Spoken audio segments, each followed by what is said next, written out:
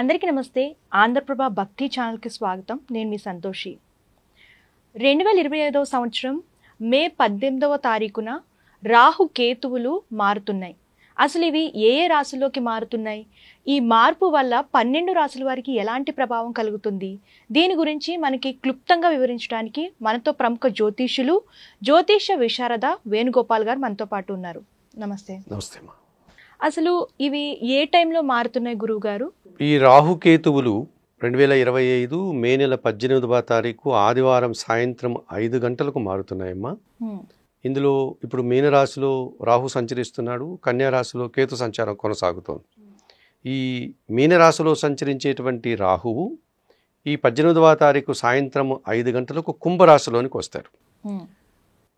అలాగే కన్యారాశిలో సంచరించేటువంటి కేతువు ఈ 2025 మే 18వ తారీఖు సాయంత్రం 5 గంటలకు సింహరాశిలోనికి వెళ్తారు. గ్రహాలన్నీ కూడా మనకు సహజంగా తిరుగుతూ ఉంటాయి. ఇవి మాత్రమే రివర్స్లో తిరుగుతూ ఉంటాయి, వెనకకు తిరుగుతూ ఉంటాయి ఈ రాహు కేతువులు ఇద్దరు కూడా. కాబట్టి మీనరాశి నుంచి సహజంగా తిరిగితే మేషరాశిలోకి వెళ్ళాలి. అలా వెళ్లకుండా ఈయన కుంభరాశిలోకి వెనక్కి తిరుగుతాడు. అలాగే కన్యారాశిలో ఉన్నటువంటి కేతువు సహజంగా తిరిగితే ఆయన తులారాశిలోకి వెళ్ళాలి. అలా కాకుండా వెనకకి సింహరాశిలోకి తిరుగుతున్నారు. ఈ విధంగా రాహుకేతువులు ఇద్దరు కూడా 2025 మే నెల 18వ తారీఖు ఆదివారం సాయంత్రం 5 గంటలకు మారుతున్నాయి. కుంభరాశిలోనికి రాహు వస్తున్నాడు, సింహరాశిలోనికి కేతు వస్తున్నాడు. చాలా మంది గురువుగారు అంటూ ఉంటారు, అసలు రాహు కేతు గ్రహాలే కాదు, వీటి వల్ల మన నిజ జీవితంలో ఎలాంటి ప్రభావం ఉండదు అని అంటూ ఉంటారు. ఇందులో నిజం ఎంత ఉంది? నిజంగానే అవి గ్రహాలు కాదా? అంటే సహజంగా ఈ రాహు కేతువులు అనేటువంటివి ఛాయాగ్రహాలు, అంటే నీడకు సంబంధించినటువంటి గ్రహాలుగా కనిపిస్తాయి మనకి. కాబట్టి వీటికి రూపము లేదు, వీటి గురించి మనం ప్రత్యేకంగా చెప్పుకోవాల్సిన పని లేదు. ఈ రవి చంద్ర కుజుల్లాగా, కాబట్టి వీటి ప్రభావం ఉండదు అన్నటువంటి ఒక అభిప్రాయం జనాల్లోనూ ఉంది. కొన్ని దీనికి సంబంధించిన శాస్త్రాల్లో ఈ ప్రసక్తి కూడా చెప్పడం జరిగింది. అంటే రాహుకేతువులు కేవలం దేశ గోచారంలో, సమాజ గోచారంలో వాటిని మాట్లాడుకోవచ్చు తప్ప వ్యక్తిగత జీవితంలో వీటి ప్రభావం ఉండదు అని అంటూ ఉంటారు. కానీ రాహుకేతువులు దేశ గోచారానికి సంబంధించి కానీ సమాజ గోచారానికి సంబంధించినటువంటి ప్రభావాన్ని చూపిస్తాయి. ముఖ్యంగా వ్యక్తిగత జీవితంలో వీటి యొక్క ప్రభావం విపరీతంగా ఉంటుంది. సో వ్యక్తిగత జీవితంలో మామూలు గ్రహాల కంటే కాస్త ఎక్కువగా ఉండేటువంటి అవకాశం కూడా ఉంటుంది.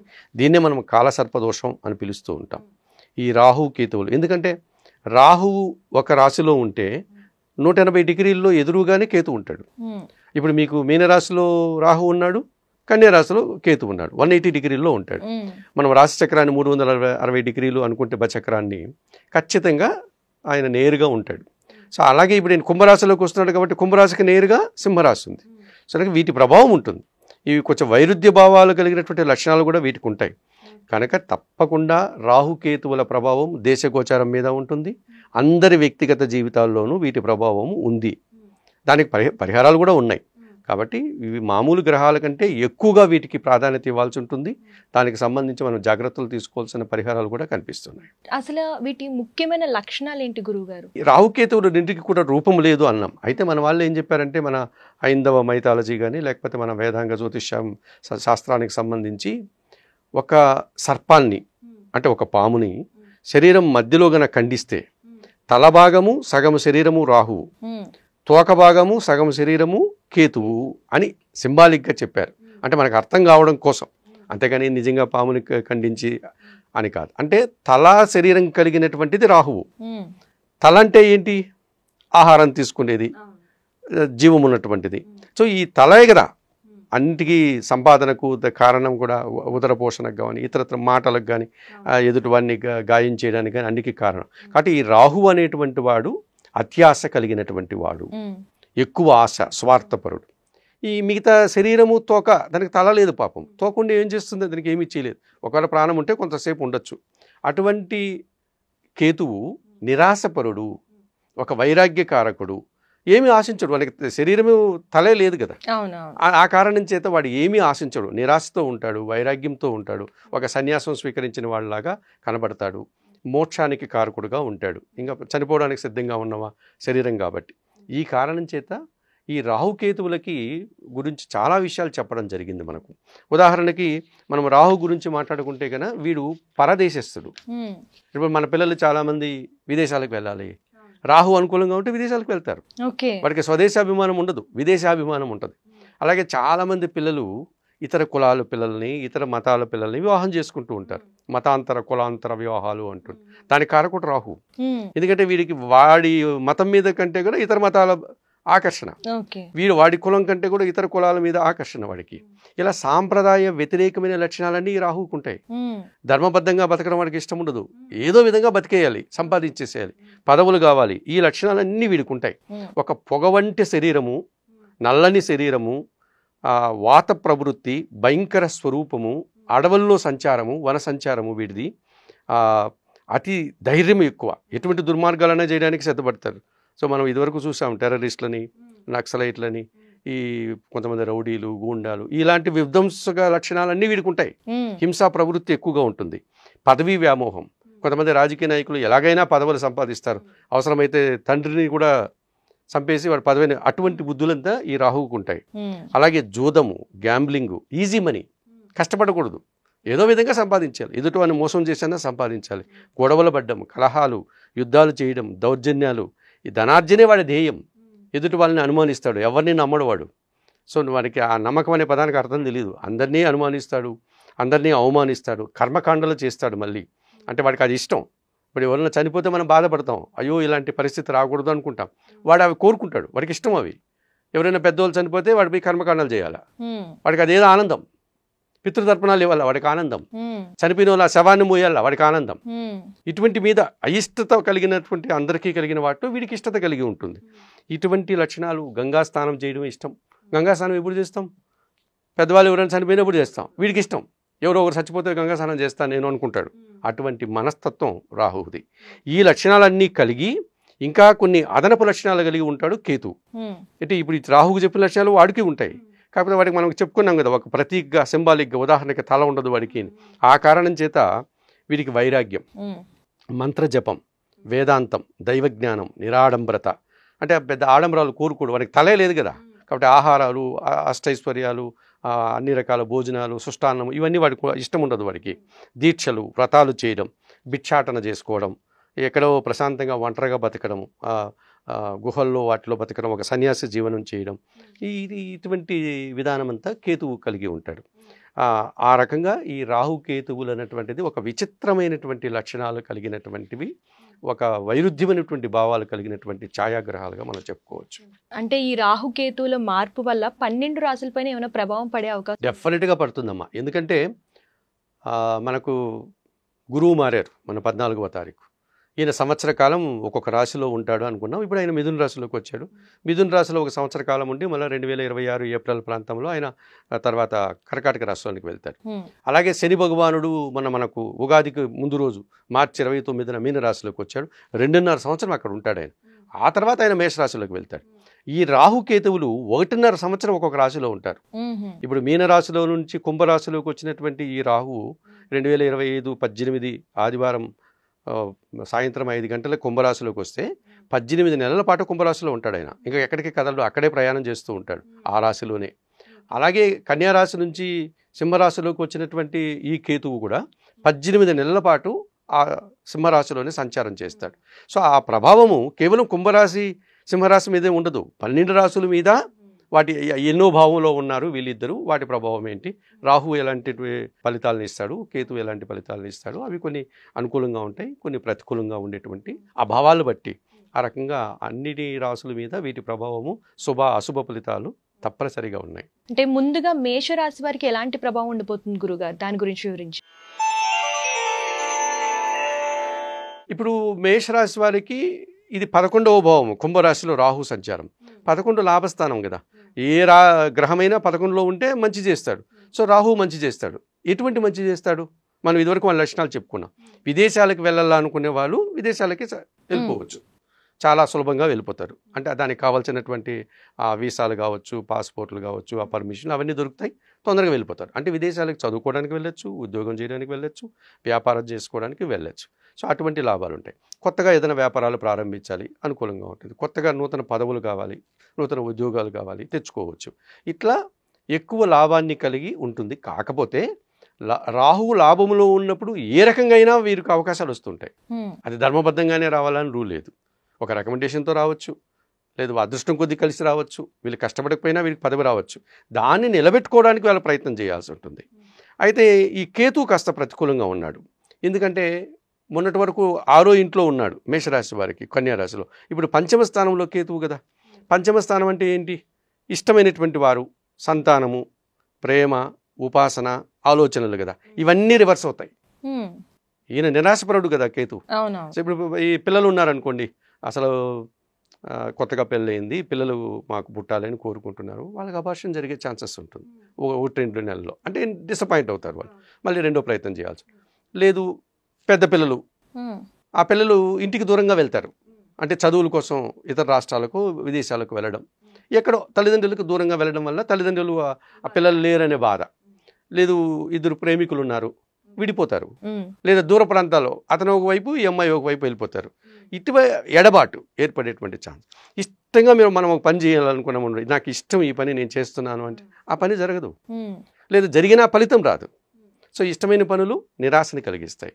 కొన్ని ఆలోచనలు కలిసి రావు. మనం ఒక ప్లాన్ వేసుకుంటాం, ప్రణాళిక, ఈ పని చేయాలి, చేయలేకపోతాం, ఏవో ఆటంకాలు వస్తుంటాయి. ఈ రకంగా మేషరాశి వారికి రాహు అనుకూలంగా ఉన్నాడు, సంతోషకరమైన విషయం. కేతువు ప్రతికూలంగా ఉన్నాడు. కాబట్టి కేతువు కోసం వారు పరిహారాలు చేసుకోవాల్సి ఉంటుంది మేషరాశి వారు. ఎలాంటి పరిహారాలు చేసుకుంటే మంచిది? కేతువుకు మనం అధిష్టాన దేవతగా గణపతిని భావిస్తూ ఉంటామా, కాబట్టి నిత్య గణపతి ఆరాధన చేయడం, గణపతికి గరికమాలను సమర్పించడం, గణేశాష్టకం చదువుకోవడం, ఉలవలను నైవేద్యంగా పెట్టడం, లేక ఉలవలు దానం చేయడం, వైడూర్యము ధరించడం, ఇవన్నీ చేసుకుంటే ఈ కేతు దోషం నుంచి, పంచమ కేతు దోషం నుంచి మేషరాశి వారు బయటపడడానికి అవకాశం ఉంటుంది. గురుగారు, తరువాతది వృషభ రాశి. ఈ వృషభ రాశి పైన ఎలాంటి ప్రభావం ఉండబోతుంది ఈ రాహుకేతువుల వల్ల? వృషభ రాశి వారికి రాహువు దశమ స్థానంలో, కుంభరాశిలో ఆయన సంచారం కొనసాగుతుంది కనుక ఈ 18 నెలల పాటు ఇది కూడా అనుకూలమే. సో వృత్తి, ఉద్యోగ, వ్యాపార, వ్యవసాయ రంగాల్లో అభివృద్ధిని సాధిస్తారు. నూతన అవకాశాలు, ఉన్న చోట పదోన్నతులు, లాభాలు రావడం, విదేశాలకు వెళ్ళాలనుకోవడం, ఇవన్నీ అనుకూలంగానే ఉంటుంది. అధికారులు సహకరించడం, కొత్త వ్యక్తులు పరిచయం అయ్యి వాళ్ళ ద్వారా లాభాలు అందుకోవడం, ఇలా అనుకూల వాతావరణం కనిపిస్తుంది. అయితే కేతువు మాత్రం 4వ ఇంట్లో సంచరిస్తున్నాడు. చతుర్థ స్థానంలో కేతువు సంచారం అంత మంచిది కాదు. చతుర్థ స్థానం అంటే సుఖస్థానము, కుటుంబ స్థానం అది. సో మనకు అక్కడ తల్లికి అనారోగ్యం చేయొచ్చు. చతుర్థ స్థానం తల్లి కూడా. లేదు కుటుంబంలో అనవసరమైన ఖర్చులు, కుటుంబ సభ్యులు ఏదో కోరుతారు, సో ఆయనకు ఉన్నంత వరకు సహకరించి ఆ కార్యక్రమాలు చేస్తారు, వాళ్ళు దాంతో సంతృప్తి పడరు, డిసప్పాయింట్ అవుతారు. అంటే ఇంటి పెద్దగా మనం చేసిన కార్యక్రమానికి వాళ్ళు ఆనందపడరు. అప్పుడు ఏమవుతుంది, అయ్యో వీళ్ళకి నేను చేసిన పని నచ్చలేదని మనం బాధపడ్డాం. ఈ రకంగా కుటుంబపరమైన విషయాల్లో కాస్త నిరాశని కలిగించే సందర్భాలు కనిపిస్తుంది. బట్ వృషభ రాశి వారు కూడా తప్పనిసరిగా ఈ కేతువుకి పరిహారం నిర్వర్తించుకోవాలి. నిత్య గణపతి ఆరాధన, గణేశాష్టకం చదువుకోవడం, లేకపోతే ఉలవలను బాగా ఉడికించి కాస్త బెల్లం పొడితో కలిపి ఆవులకు ఆహారంగా అందించడం, ఈ గణపతికి సంబంధించిన స్తోత్రాలంతా చదువుకోవడం, ఇవన్నీ చేయడం వల్ల వీరికి కూడా కేతువు ఇచ్చేటువంటి దుష్ఫలితాల నుంచి బయటపడి సంతోషంగా ఉండడానికి అవకాశం ఉంటుంది. తరువాతి రాశి మిథున రాశి. ఈ మిథున రాశి వారికి ఎలాంటి ప్రభావం ఉండబోతుంది? మిథున రాశి వారికి రాహు 9వ ఇంట్లో సంచరిస్తున్నాడమ్మా, అది అంత మంచిది కాదు. భాగ్యస్థానంలో రాహు ఉంటే, భాగ్యస్థానం పుణ్యస్థానం, సో తండ్రికి సంబంధించిన స్థానం అది. అక్కడ రాహు ఉండడం వల్ల తండ్రికి అనారోగ్యం చేయడానికి అవకాశం ఉంటుంది. లేకపోతే ఎవరైనా పెద్దవాళ్ళు, తండ్రి సమానం అంటే పెద్ద నాన్నలో, చిన్ననాలు, లేకపోతే నాన్న కావచ్చు, అట్లా పెద్దవాళ్ళు ఎవరైనా ఉండి వాడికి సంబంధించినటువంటి ఇబ్బందులు ఏదైనా రావచ్చు. వారికి కర్మకాండాలు చేయడం కానీ, పితృతరపున అటువంటి పరిస్థితులు రావచ్చు. తర్వాత పుణ్యం పోతుంది, వీడు దుర్మార్గుడు కదా, సో వీడు చేసేటువంటి పాప పనుల వల్ల పాపం పెరిగేటువంటి సూచన కనిపిస్తుంది. సో రాహు అనుకూలంగా లేడు. అయితే కేతు అనుకూలంగా ఉన్నాడు. ఈ మిథున రాశి వారికి 3వ ఇంట్లో కేతు సంచారం సింహరాశిలో. సో జనసాకారం బాగా ఉంటుంది. తర్వాత ఏ పని చేసినా నిరాడంబరంగా చేస్తారు, విజయాలు అందుకుంటారు, భగవంతుని ఆశీస్సులు బాగుంటాయి. కేతువు కదా, ఈయన కొంచెం వైరాగ్యకారకుడు కాబట్టి ఏదైనా ఆలయాలకు వెళ్ళాలి, తీర్థయాత్రలు చేయాలి, అటువంటి కార్యక్రమాలు సులభంగా అనుకున్న వెంటనే జరిగిపోతాయి. లేదా అనుకోకుండా కూడా పెద్ద పెద్ద ఆలయాలకు వెళ్ళిపోతూ ఉంటారు. సో ఆ రకంగా భగవంతుని ఆశీస్సులు పొందడానికి అవకాశం ఉంటుంది. తనకంటే చిన్నవారి సహకారం బాగా ఉంటుంది. ఏ పని చేసినా అడావుడి చేయడు, అనవసరం ఖర్చులు పెట్టడు, చాలా తక్కువగా సింపుల్గా నిరాడంబరంగానే చేసి సక్సెస్ అవుతూ ఉంటారు. ఈ రకంగా కేతువు బాగున్నాడు కాబట్టి మిథున రాశి వారు రాహువుకి పరిహారం చేసుకోవాలి. ఈ రాహువు ప్రతికూలంగా ఉన్నప్పుడు రాహువుకి అధిష్టాన దేవతగా మనం కనకదుర్గాదేవిని భావిస్తాం. సో దుర్గా ఆరాధన చేసుకోవడం మంచిది. అమ్మవారికి సంబంధించిన శ్రీ సూక్తం కానీ, శ్రీదేవి ఖడ్గమాల స్తోత్రం చదువుకోవడం, దుర్గాదేవి ఆలయానికి వెళ్ళి అమ్మవారికి ఎర్రటి పూలమాల సమర్పించడం, కుంకుమ పూజలు నిర్వర్తించడం, మినుములు దానం చేయడం, ఇవన్నీ చేస్తూ ఉంటే రాహు అనుకూలంగా మారడానికి అవకాశం ఉంటుంది. సో రాహుకు పరిహారాలు చేసుకుంటే మిథున రాశి వారు ఈ 18 నెలలు సంతోషంగా ఉంటారు. కర్కాటక రాశి వారికి ఎలా ఉండబోతుంది గురుగారు? రాహుకేతువులు ఎలాంటి ప్రభావం చూపించబోతున్నారు? ఈ రాహుకేతు దోషం ఇద్దరి దోషము ఇప్పుడు మనం ఇదివరకు చెప్పుకున్న వాళ్ళలో ఎవరో ఒక్కరు అనుకూలంగా ఉన్నారు. బట్ కర్కాటక రాశి వాళ్ళకి ఇద్దరు ప్రతికూలంగా ఉన్నారమ్మా. ఎందుకంటే కర్కాటక రాశికి 8వ భావంలో రాహు సంచారం జరుగుతుంది. 8వ భావంలో ఏ గ్రహం సంచరించినా మంచి చేయదు. అలాగే వీరికి 2వ భావంలో కేతు సంచారం ఉంది. సో 8వ భావంలో రాహువు, 2వ భావంలో కేతువు. దీన్ని కాలసర్పదోషం అని చెప్పుకోవచ్చు. ఈ రకమైన 2 రాహుకేతువులు అనుకూలంగా లేవు గనుక ఏదైనా ఒక పని ఆశిస్తే అది జరగదు, నిరాశని కలిగిస్తుంది, అనుకున్న ఫలితాలు రాదు. దుర్మార్గమైనటువంటి వ్యక్తులు పరిచయం అవుతారు. సో వారి వల్ల మనం మోసపోతాం. ఏదో జూదంలోనో గ్యాంబ్లింగ్లోనో అట్లా పనికిరాని వాటిలో డబ్బుని ఇన్వెస్ట్ చేయమండము, మోసపోవడం, లేకపోతే అష్ట కష్టాలు, ఎక్కడో సమస్యల్లో నిందలు ఎదుర్కోవడం, ఎవరు చేయని తప్పుకు ఈ పనిని చేసామని నిందపడ్డం, లేదు ఎప్పుడో చేసిన తప్పుని ఇప్పుడు బయటికి లాగి పోలీస్ స్టేషన్లు, కోర్టు కేసులకు తిరగడం, ఈ రకమైన ఇబ్బందులు. కుటుంబంలో 2వ స్థానంలో కేతు ఉంటే కుటుంబ సభ్యులు కూడా అవమానపడుతూ ఉంటారు మనం చేసేటువంటి కార్యక్రమాల వల్ల. ఇంట్లో నిరాశ ఉంటుంది, సమాజంలో అగౌరవం ఉంటుంది. సో ఇటువంటి ఇబ్బందులు పడేటువంటి సందర్భంలో కర్కాటక రాశి వారు ఈ 18 నెలల్లో ఎప్పుడైనా జరగచ్చు, అన్ని సందర్భాల్లో జరగాలని లేదు, ఏదో సందర్భంలో ఇలాంటి అవమానాలు కష్టాలు వాళ్ళకు వచ్చే ఛాన్సెస్ ఉంది. కాబట్టి శ్రీకాళహస్తీశ్వర ఆలయంలో ఈ రాహుకేతువుల యొక్క ప్రతిష్టాపన జరిగి అక్కడ వీరికి సంబంధించి ప్రత్యేకమైనటువంటి పూజలు నిర్వహిస్తారు. ఇది మన తిరుపతి క్షేత్రానికి 1 గంట ప్రయాణంలో ఉన్నటువంటి శ్రీకాళహస్తీశ్వర ఆలయం. దీని వాయులింగేశ్వర క్షేత్రం అని పిలుస్తాం. అంటే మనకు పంచభూత శివలింగాలు ఉన్నాయి కదా, వాటిలో ఇది వాయులింగ క్షేత్రం అంటాం. సో ఆ తిరుపతికి సమీపంలో ఉండే శ్రీకాళహస్తీశ్వర ఆలయానికి వెళ్ళి అక్కడ ఈ రాహుకేతు పూజలు నిర్వహించాలంటే వాళ్ళు ప్రతిరోజు గంటకు ఈ పూజలు చేస్తూ ఉంటారు. అక్కడ ఉన్నటువంటి ఆ రేట్లు బట్టి మన శక్తిని బట్టి ఏదో ఒక అమౌంట్కి మనము ఆ టికెట్ తీసుకొని ఆ పూజలు నిర్వహించుకొని వెంటనే అక్కడ ఉన్నటువంటి కాళహస్తీశ్వరుని జ్ఞానప్రసన్న అమ్మవారిని దర్శనం చేసుకొని వస్తే కొంతవరకు ఈ దోషం నుంచి మీరు బయటపడడానికి అవకాశం. అంటే అక్కడికి వెళ్ళలేని వాళ్ళు ఇంకా ఎలాంటి పరిహారాలు చేస్తే మంచిదంట? వెళ్ళలేని వారు అది పెద్ద కష్టంతో కూడినటువంటి ప్రయాణం ఏమి కాదమ్మా. ఇప్పుడు అన్ని తిరుపతికి అందుబాటులో ఉన్నాయి, బస్సులు, ట్రైన్లు, అవన్నీ కూడా పెద్ద విశేషమైన డబ్బు ఖర్చు కూడా కాదు అక్కడ. అట్లా వెళ్ళలేదు, మేము ఇక్కడే ఉండాలి అనుకుంటే, మరీ అంత ఇదిగా అనుకుంటే అటువంటి వారు దుర్గాదేవిని పూజ చేసుకోవడం నిత్యం, అలాగే గణపతికి పూజ చేసుకోవడం, ఈ ఇద్దరికి పూజలు చేసుకుంటుంటే కొంతవరకు ఈ రాహుకేతు దోషం నుంచి బయటపడడానికి అవకాశం ఉంటుంది. గురుగారు, తరువాతది సింహరాశి. ఈ సింహరాశి పైన ఎలాంటి ప్రభావం పడబోతుంది ఈ రాహుకేతువుల వల్ల?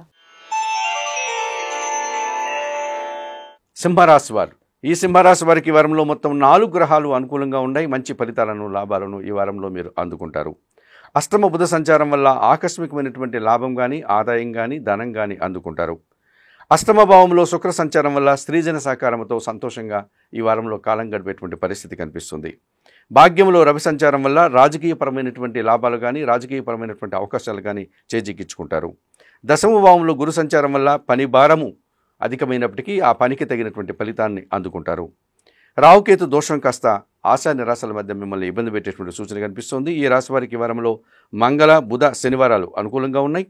దానాలు ఇచ్చేటువంటి క్రమంలో ఎదుటి వాళ్ళు విపరీతమైనటువంటి మన మీద అంచనాలు, నువ్వు ఇది సంపాదించు, ఇంకా సంపాదించు, మాకు ఇది చేయని పిల్లలు కావచ్చు, భార్య కావచ్చు, లేకపోతే భర్త కావచ్చు, ఆఫీసులో పనిచేసే ఆ అధికారులు కావచ్చు, మన మీద ఒత్తిడి, మీరు ఇంకా పనిచేయాలని చేయడం, మనల్ని ఏ రకమైన మోసం చేయడానికో, లేకపోతే మనల్ని దాని ఏమంటాం చెమటోడ్చి కష్టపడు అనేటువంటి పదం వాడుతూ ఉంటాం కదా, చెమటోడ్చి కాదు రక్తమోడ్చి కష్టపడు అన్నంత దుర్మార్గంగా ఒత్తిడి తీసుకొచ్చే ప్రభావం కల్పిస్తుంది. సో ఈ రకంగా సింహరాశి వారికి ప్రబల రాహుకేతు దోషం అని చెప్పవచ్చు. సో ఈ కారణం చేత వీరు కూడా శ్రీకాళహస్తీశ్వర ఆలయానికి వెళ్ళి అక్కడ ఉన్న అందుబాటులో ఉండే రాహుకేతు పూజలు నిర్వర్తించుకొని ఈ దోషం నుంచి బయటపడడానికి చక్కటి పరిహారం. అంత దూరం వెళ్ళలేము అంటే వారు కూడా నిత్యం దుర్గారాధన చేసుకోవడం, అమ్మవారిని దర్శనం చేసుకోవడం, నిత్యం గణపతి ఆరాధన ఇంట్లోనే స్వయంగా చేసుకోవడం. ఇలా గణపతి ఆరాధన అంటే ఒక చిన్న విగ్రహాన్ని పెట్టుకొని స్వామివారికి చక్కగా ధూపము, దీపము, నైవేద్యం పెట్టినా ఆయన ఆనందిస్తాడు. అలాగే అమ్మవారి గుడికి వెళ్ళి నిమ్మకాయల మాల కానీ, ఎర్రటి పూలమాల కానీ ఇచ్చి కుంకుమార్చన లాంటివి చేసుకున్నా కొంతవరకు రాహుకేతు దోషం నుంచి సింహరాశి వాళ్ళు బయటపడడానికి అవకాశం ఉంటుంది. తదుపరి రాశి కన్యా రాశి. ఈ కన్యా రాశి వారికి ఎలాంటి ప్రభావం ఉండబోతుంది గురువు? కన్యా రాశి వారికి కేతువు ప్రతికూలంగా ఉన్నాడు, రాహు అనుకూలంగా ఉన్నాడు. అంటే 6వ ఇంట రాహు, కుంభరాశిలో అంటే కన్యారాశి వారికి అది 6th హౌస్. 6th హౌస్ ఉంటే పోటీతత్వాన్ని మనం ఇదివరకు రాహు లక్షణాలు చెప్పేటప్పుడు చెప్పారు, వీరికి అతి ధైర్యము అన్నాం. సో ఈ 6వ ఇంట్లో ఉంటే మొండి ధైర్యంగా వెళ్ళి సక్సెస్ అవుతాడు. ఫర్ ఎగ్జాంపుల్ ఒక ఇంటర్వ్యూ ఉందనుకోండి, కష్టపడి ధైర్యంగా వెళ్తాడు, ఒక్కోసారి ధైర్యమే వాడికి విజయానికి కారణమవుతూ ఉంటుంది. సో భయపడకుండా, టెన్షన్ పడకుండా, స్టేజ్ ఫియర్ లేకుండా వాడు ఎదుటి వాళ్ళతో మాట్లాడడం వల్ల సక్సెస్ అయ్యే అవకాశం ఉంటుంది. ఆ రకంగా ధైర్యంగా చేసే పనులన్నీ సక్సెస్ అవుతాయి. విదేశాలకు వెళ్ళాలనుకుంటే వెళ్ళిపోవచ్చు. కొన్ని ఏదైనా వివాదాలు, కోర్టు కేసులు, సమస్యలు, గొడవలు పరిష్కరించుకోవడానికి అవకాశం ఉంటుంది. ఈ రకంగా రాహు అనుకూలంగా ఉన్నాడు, చాలా మంచి ఫలితాలను ఇస్తాడు రాహు కన్యారాశి వారికి. అయితే అది ధర్మబద్ధంగా ఉందా లేదా అని 1-2 సార్లు చూసుకొని జాగ్రత్త పడాల్సి ఉంటుంది. ఇక కేతువు 12వ ఇంట్లో ఉన్నాడు కనుక విపరీతమైన ఖర్చులు ఉంటాయి, విపరీతమైన నిరాశ ఉంటుంది, ఎంత చేసినా సంతృప్తి ఉండదు. వీరికి ఎంత చేసినా తృప్తి లేదు అంటాం కదా, ఆ రకంగా వాడికి తృప్తి లేకుండా అసంతృప్తితో బాధపడుతూ ఉండేటువంటి లక్షణాలంతా కూడా ఈ కన్యారాశి వారికి ఉంటుంది. కాబట్టి కన్యారాశి వారు తప్పనిసరిగా నిత్య గణపతి ఆరాధన చేయడం, లేకపోతే కాణిపాకంలో ఉన్నటువంటి గణపతి క్షేత్రానికి వెళ్ళి స్వామివారిని దర్శించుకోవడం, లేక మనకు అందుబాటులో ఉండే ఏ గణపతి ఆలయానికైనా వెళ్ళడం, లేకపోతే ఇంట్లోనే గణపతి స్వామిని ఒక చిన్న విగ్రహం పెట్టుకొని స్వామివారికి నిత్య గణపతి ఆరాధన చేయడం, ఆయనకి గరికమాలను ఇచ్చినా ఆనందపడతాడు. ఆ రకంగా చేసుకోవడం వల్ల కొంతవరకు మంచి ఫలితాలు రావడానికి అవకాశం ఉంటుంది. ఒక గణపతికి పరిహారం పూజలు చేసుకుంటే కేతు పరిహారంగా దాన్ని మనం తీసుకోవచ్చు. తులారాశి వారికి ఎలా ఉండబోతుంది గురువుగారు? తులారాశి వారికి కేతు అనుకూలంగా ఉన్నాడు, రాహువు ప్రతికూలంగా ఉన్నాడు. మనము రాహు లక్షణాలు చెప్పినప్పుడు చెప్పాం, రాహువు ఇతర మతస్థులు, ఇతర కులస్థులు, ఇతర దేశము, పరభాష, ఇవన్నీ ఇష్టం వాడికి. పంచమ స్థానం కదా తులారాశికి. 5వ స్థానంలో ఉంటే ఈ తులారాశి పిల్లలు యుక్త వయసులో ఉన్నటువంటి వారు 20-25 ఆ ప్రాంతాల్లో ఉన్నవారు ఎక్కడైనా ఇతర కులాల సంబంధించిన వారితో కానీ ఇతర మతాలకు సంబంధించిన ప్రేమల్లో ఇరుక్కొని సమస్యలు కొని తెచ్చుకోవచ్చు. విదేశాలకు వెళ్ళాలనుకున్న వాళ్ళకి అనుకూలంగా ఉంటుంది. ఆలోచనలు కూడా రాంగ్గా ఉంటాయి వీరికి. పంచమ స్థానంలో రాహు ఉన్నప్పుడు సాంప్రదాయబద్ధంగా ఆలోచించరు. మనం పెద్దవాళ్ళు ఏది చెప్తే దానికి వ్యతిరేకంగా మాట్లాడుతుంటారు. మనం ఏదో ఈ గుడికి వెళ్దాము అంటే ఎందుకు ఆ గుడికే వెళ్ళాలి, ఆ గుడికి వెళ్తే దేవుడు చేస్తాడా, దేవుడు చెప్పాడా, ఈ రకంగా వ్యతిరేకమైనటువంటి భావజాలం కలిగి ఉంటారు. ఆలోచనలు కూడా సక్రంగా రావు వాళ్ళకి. సో ఈ రాహు పంచమ స్థానంలో ఉండేటప్పుడు అమ్మాయిలు కానీ అబ్బాయిలు కానీ ఇటువంటి ఈ ప్రేమలు లాంటి వ్యవహారాల్లో ఇరుక్కొని సమస్యలు కొని తెచ్చుకునేటువంటిది. తర్వాత దురాశతో ఆలోచనలు చేయడం, పెద్దవాళ్ళని ఎదిరించడం, తద్వారా నిందలు పడడం, సమాజంలో వీరు ఒక రకమైనటువంటి అవమానాలు తెచ్చుకునేటువంటి అవకాశం ఉంటుంది. కేతువు లాభస్థానంలో ఉన్నాడు. సో కేతు లాభస్థానంలో ఉంటే వృత్తి ఉద్యోగ వ్యాపారాల్లో ఏమాత్రం ఖర్చులు పెట్టకుండానే వారు సజావుగానే వారి కష్టాన్ని చూసే వారికి మంచి ఫలితాలు వస్తాయి, లాభాలు వస్తాయి, భగవంతుని ఆశీస్సులు బాగా ఉంటుంది. ముఖ్యంగా తీర్థయాత్రలు చేయాలనుకున్నటువంటి తులారాశి వారు సులభంగా తీర్థయాత్రలు చేసుకోవచ్చు. మనకు చాలా వరకు చూస్తూ ఉంటాం, కొంతమంది మేము ఏదో ఒక పెద్ద క్షేత్రానికి వెళ్ళాం, ద్వాదశ జ్యోతిర్లింగానికి, అష్టాదశ పీఠానికి వెళ్ళాం, కానీ దర్శనం చేసుకోలేకపోయాం గురువుగారు, మేము వచ్చేసాం. మరి అంత దూరం వెళ్ళి ఆయన దర్శనం కూడా చేసుకోకుండా వచ్చారంటే అక్కడ కేతు అనుకూలంగా లేడని అర్థం. ఇప్పుడు కేతు అనుకూలంగా ఉన్నప్పుడు ఎవరో ఒకరు, మనం ఏదో పని మీద వెళ్తాం ఆ క్షేత్రానికి, గుడి కోసం వెళ్ళలేదు, ఏదో పని మీద వెళ్ళాం, బట్ అలాగే దర్శనం చేసుకొని రావడం, ఇలా అనుకున్న పనులన్నీ జరగడానికి అవకాశం ఉంటుంది. కాబట్టి నిత్య దుర్గా ఆరాధన చేసుకోవాలి తులారాశి వారు. శ్రీ సూక్తం కానీ దేవీ ఖడ్గమాల స్తోత్రం కానీ నిత్యం పారాయణం చేసుకోవాలి, మినుములు దానం చేయాలి.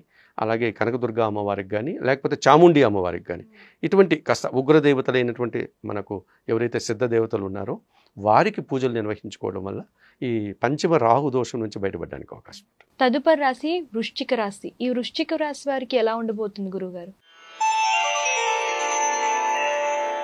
వృశ్చిక రాశి వారికి 10వ స్థానంలో కేతు ఉన్నాడు. సో వృత్తి ఉద్యోగ వ్యాపారాలన్నీ కలిసి వస్తాయి, నిరాడంబరంగానే మంచి పేరు ప్రఖ్యాతులు తెచ్చుకుంటారు, వీరి కష్టానికి తగిన ఫలితం ఉంటుంది, అధికారుల నుంచి అభినందనలు అందుకుంటారు.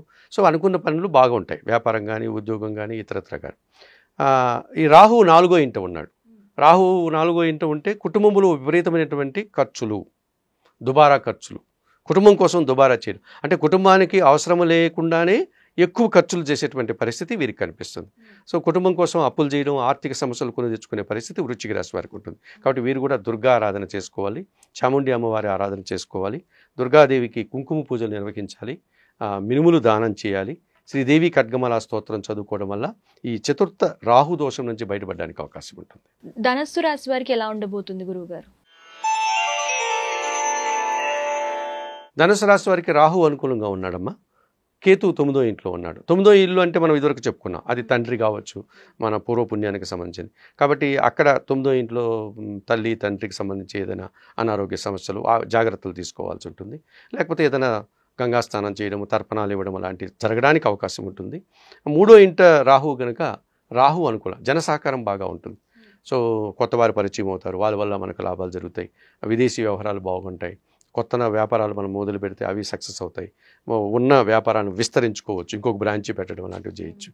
ఈ రకంగా రాహు అనుకూలంగా ఉన్నాడు, కేతు అనుకూలంగా లేరు. కాబట్టి నిత్య గణపతి ఆరాధన చేసుకోవాలి. ఈ ధనుసు రాశి వారు గణపతి దర్శనం చేసుకుంటూ ఉండాలి తరచుగా. ఉలవలను బాగా ఉడికించి బెల్లం పొడితో కలిపి ఆవులకు ఆహారంగా పెట్టడం, ఈ రకంగా చేసుకోవడం వల్ల ఈ కేతు దోషం నుంచి బయటపడడానికి అవకాశం ఉంటుంది. గురువుగారు, తరువాతి రాశి మకర రాశి. ఈ మకర రాశి వారికి ఎలా ఉండబోతుంది ఈ రాహుకేతుల మార్పు వల్ల?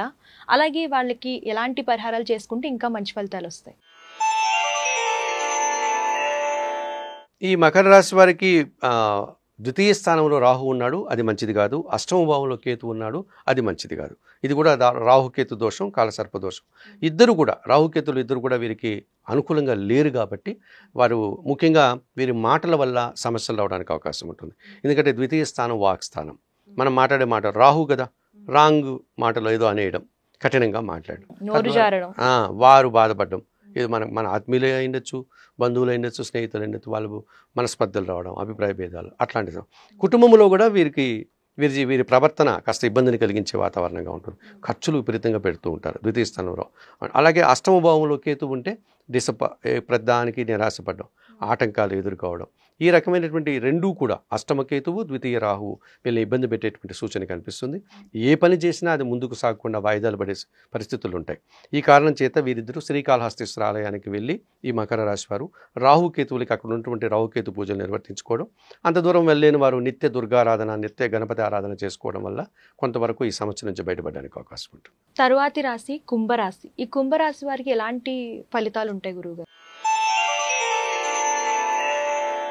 కుంభరాశి వారికి ప్రబల కాలసర్ప దోషం. కుంభరాశిలో రాహు, సో 180 డిగ్రీల్లో సింహరాశిలో కేతు.